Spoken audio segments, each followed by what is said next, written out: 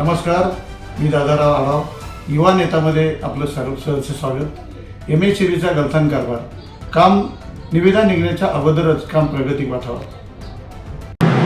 नमस्कार, मी Pimpri Chinchwad electrical contractor असोसिएशनचा कार्याध्यक्ष संत सोननकर आज या ठिकाणी महावितरणच्या गणेशखिंड परिमंडल कार्यालयाचा इथे बराचसा इथे घोळ आणि भ्रष्टाचार झालेला आहे। साधारणपणे 2.5 कोटीचं आज सँक्शनमध्ये जरी घोळ दिसत असेल वरचा, परंतु हा घोळ साधारणपणे 20-25 कोटीच्या घरातला आहे। आम्ही सर्वजण कॉन्ट्रॅक्टर इलेक्ट्रिकलचं काम करत असताना 1.3 मध्ये ज्यावेळेस आम्ही काम करत असतो त्यावेळेस आम्हाला सर्व नियम सांगितले जातात। आज या ठिकाणी 11 एकरचा हा इंडस्ट्रीयल भूखंड आहे, औद्योगिक, आणि ह्या भूखंडाचा जर आमच्या विजेच्या वापराप्रमाणे किंवा थंब रूल प्रमाणे जर लोड बघितला तर हा साधारणपणे 8.5 ते 9 MVA लोड हा जातो। आणि 8.5 ते 9 MVA लोड जात असताना 3.5 MVAच्या पुढे महावितरण हे सबस्टेशनसाठी किमान 10 गुंठे जागा किंवा 6 गुंठे जागा ही त्या बिल्डरकडनं, विकसकाकडनं घेत असते। आज या ठिकाणी हा एवढं सगळं काम चालू असताना या ठिकाणी कन्स्ट्रक्शन मीटर पण घेतलेले आहेत 1-2 ठिकाणी, काही ठिकाणी कन्स्ट्रक्शन मीटरही घेतलेले नाहीयेत। 1-2 कन्स्ट्रक्शन मीटरवर इथं आज 18 लोकांची कामं चालू आहेत।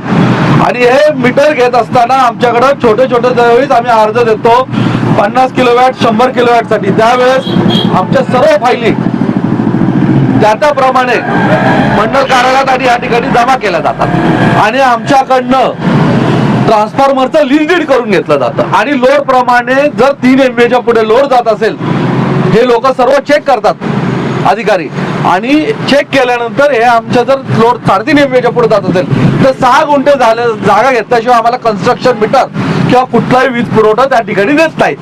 परंतु या ठिकाणी असं कुठलंही न घेता कन्स्ट्रक्शन मीटर ही परस्पर दिली गेलेली आहेत। आणि त्याचबरोबर जो लोड 8 MVAचा सँक्शन व्हायला पाहिजे, परंतु अधिकारी यांनी म्हणजे आपण धरूया की या ठिकाणी अधीक्षक अभियंता सिंहाजीराव गायकवाड हे देखील याच्यासाठी संपूर्णपणे जबाबदार आहेत।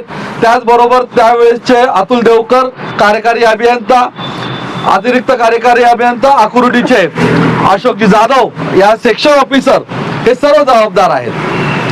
आज तुम्हाला सांगतो 1.3 मध्ये काम करत असताना आमचे एक कॉन्ट्रॅक्टर बंधू यांच्याकडे देखील या ठिकाणच्या लोकांनी संपर्क साधला कामासाठी। त्यावेळेस याचा लोड हा 3 MVA पेक्षा जास्त जात असल्याने त्यांनी या ठिकाणी सबस्टेशनला जागा द्यावी लागेल, हे काम आपल्याला करावं लागेल असं सांगितलं, तर त्यांना काम नाही दिलं। मग ही लोक MHCVच्या वायरमनशी संपर्क साधून त्यांनी MHCVच्या NSC स्कीमच्या अंतर्गत ज्याला पैसे CRA म्हणून MHCVला भरायचे आणि काम करायचंय। आता या ठिकाणी 2,28,00,000चं काम MHCV करतंय आणि यांच्याकडनं फक्त 19 लाख रुपये CRAचा 18 लोकांकडनं भरून घेतलेला आहे।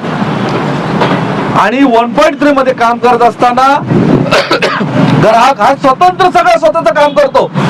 हे 2,28,00,000चं काम हे ग्राहकाने स्वतः केलं असतं, प्लस MHCVला 1.3 म्हणून इथं 13 ते 14 लाख रुपये त्याने भरलेही असते, 13 ने 26 लाख रुपये त्याने भरले असते। परंतु MHCVने हे सर्व अधिकाऱ्यांनी संगनमत करून या ठिकाणी हे सँक्शन दिलेलं आहे। हे सँक्शन देखील पटपट दिलेलं आहे, कुठल्याही नियमाचा याच्यात घेतलेला नाहीये। आणि आपण आज बघू शकता, तुम्हाला आम्ही दाखवतो की याची वर्क ऑर्डर निघालेली नाहीये। NSC स्कीमच्या अंतर्गत हे सँक्शन झाल्यानंतर ग्राहकांनी पैसे भरल्यानंतर महावितरण याची वर्क ऑर्डर करतं, कॉन्ट्रॅक्टर डेप्यूट करतं। परंतु यांना एवढी घाई झालेली आहे की लग्नाच्या अगोदरच हे मुलाचं बारसं करायला निघाले।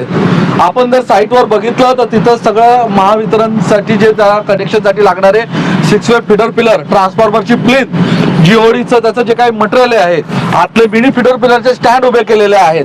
त्याचबरोबर 22 kV ST लाईन 750 मीटर देखील रस्त्याच्या कडेने खोदून त्यांनी टाकून दिलेली आहे। म्हणजे कॉन्ट्रॅक्टर देखील किती हुशार आहे की त्याला माहिती आहे की हे काम मलाच मिळणार आहे। आणि महावितरण अधिकाऱ्यांच्या संगनमतानेच हे काम होऊ शकतं. कुठलाही ठेकेदार ज्याने काम घेतलं असेल तो काय मनाने करणार नाही. त्याला अधिकाऱ्यांचा आशीर्वाद आहे की हे तू काम कर, आम्ही काम तुलाच देऊ. तेव्हाच तो एवढी आज 1-1.5 कोटीची गुंतवणूक करत आहे. आपण जर बाहेर बघितलं तर रस्त्याला यांनी 250 मीटर केबल टाकली आहे. एस्टिमेट मध्ये 750 मीटर केबल धरलेली आहे. याच्यामध्ये देखील यांचा सगळा घोळ आहे. आणि पुण्यामध्ये अधीक्षक अभियंता गायकवाड साहेब हे सर्व नियम लावतात, प्रत्येक गोष्टीला नियम लावतात.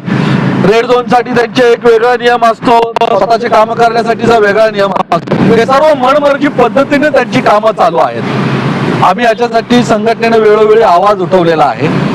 आमच्या सर्व कॉन्ट्रॅक्टर बंधूंच्या माध्यमातून, आपल्या सर्व मीडियाच्या माध्यमातून आम्ही राज्याचे मुख्यमंत्री आणि ऊर्जा मंत्री आदरणीय देवेंद्र फडणवीस साहेबांना देखील आम्ही निवेदन देणार आहोत. राज्यमंत्री मेघनाताई बोर्डीकर यांच्या पेनशी आम्ही संवाद साधलेला आहे. त्या देखील आम्हाला पुढच्या आठवड्यात भेटण्याची वेळ देणार आहेत आमच्या शिष्टमंडळाला. त्याचबरोबर या महावितरणचे मुख्य संचालक चेअरमन लोकेशचंद्र साहेब यांना देखील आम्ही काल ईमेलद्वारे तक्रार दिलेली आहे. 8 दिवसात त्यांनी या ठिकाणी त्यांच्यावर चौकशी करून ॲक्शन घेतली पाहिजे. आणि जोपर्यंत ही लोक सबस्टेशनला जागा देत नाही, हे काय म्हणताय, आणि याची पूर्ण चौकशी होत नाही MSEB अधिकाऱ्यांवर, तोपर्यंत हे काम करू नये अशी आमची त्या सर्वांना विनंती आहे. ऍक्च्युली काय आहे की किंवा हे काम जर समजा असंच चालू राहिलं तर आगामी काळामध्ये तुमचे कॉन्ट्रॅक्टर असोसिएशन असेल किंवा इतरही असतील तुम्हाला मदत करणार, त्यांची भूमिका काय असेल? नाही, ऍक्च्युली काय आहे की केबल डिगिंगची जी परमिशन आहे ती या केसमध्ये घेतली आहे का नाही शंका आहे. आणि केबल डिगिंगचे MSEBने कॉन्ट्रॅक्टरला सुमारे 43 लाख रुपये मंजूर केलेले आहेत. 43 लाखापैकी त्याने पालिकेला किती भरलेत आणि खोदाईची परमिशन घेतली आहे का, हा सगळा यांनी चौकशीचा विषय आहे. ही पूर्ण मंडळींचा याच्यात काय हस्तक्षेप आहे? नाही, यात राजकीय मंडळींचा काही हस्तक्षेप नाही. हे फक्त काय आहे की महावितरण जो येईल जसा येईल आपल्या पद्धतीने नियम लावून फक्त खिसे भरण्याचं काम चाललंय. सामान्य माणसाला अदानीच्या मीटर लावून त्याच्या खिशाला कात्री लावतात आणि अधिकारी आपले खिसे अशा पद्धतीच्या कामात टक्केवारी खाऊन किंवा संगनमताने एक साखळी पद्धतीने यांचं पूर्णपणे खिसे भरण्याचे काम चाललेलं आहे. संघटनेची भूमिका स्पष्ट करा तुमच्या. आता आम्ही म्हणजे हे काम थांबवण्याची मागणी केलेली आहे. काम जर समजा थांबलं नाही तर पुढच्या काळात आम्ही त्या कन्सर्न ऑफिसला जाऊन तीव्र आंदोलन करणार आहे. आणि याच्या व्यतिरिक्त आम्ही वर आता CMD साहेबांची अपॉइंटमेंटची वेळ मागितलेली आहे. देवाभाऊंना सुद्धा या बाबतीत आम्ही रिक्वेस्ट करणार आहोत.